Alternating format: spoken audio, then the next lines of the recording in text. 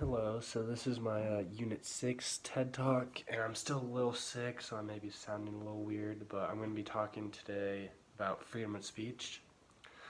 And this is really important in the United States because without freedom of speech, you can't really criticize the government.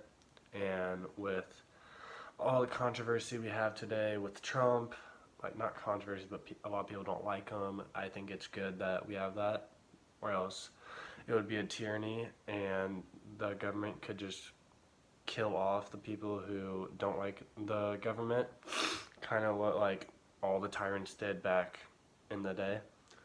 And an example of freedom of speech being used is a hard push for women's rights.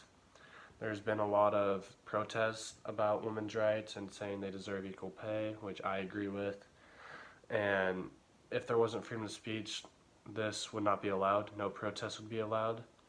And that's a huge thing in today's world because in Missouri a few years back there was a huge protest which affected a lot of people in Kansas also because there was a huge riot that went along with it and a whole town was pretty much just in flames. There's robberies everywhere, cars turned over, and that's not really the best way to use your freedom of speech, I would say, but it is a way freedom of speech has been used in the past and has been being used now. And the main reason freedom of speech is important is because if no one could criticize the government would never get better, and it would just keep getting more corrupt and more corrupt.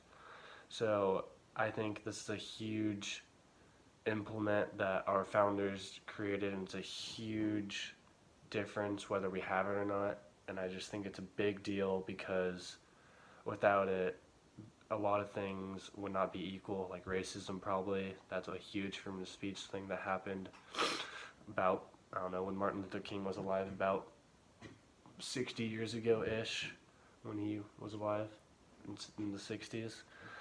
So I just think it's a huge deal, and freedom of speech has created who we are as a country today, and it's made us better than what we were without if we didn't have freedom of speech. So thank you.